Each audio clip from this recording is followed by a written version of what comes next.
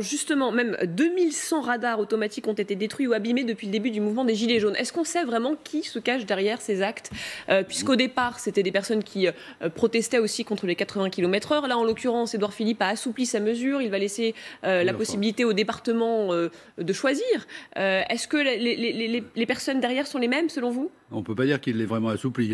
Il traîne les pieds énormément pour que ça se fasse. Bon, enfin bref. Toujours est-il que manifestement, c'est pas quelque chose, c'est pas un petit groupe qui a décidé de détruire les radars, puisque il y a eu ces nouveaux radars ont été détruits aussi bien dans l'Ardèche qu'en Bretagne, que dans le Nord. Donc c'est évidemment pas un commando. Mais les motivations derrière sont les mêmes, le ras-le-bol. Oui, je crois que ça vient effectivement dans le mouvement de l'automne dernier, des Gilets jaunes, quoi, disons-le, parce qu'il y a eu un ras-le-bol et que les radars ne sont pas vus comme une mesure de sécurité routière, mais comme un racket fiscal.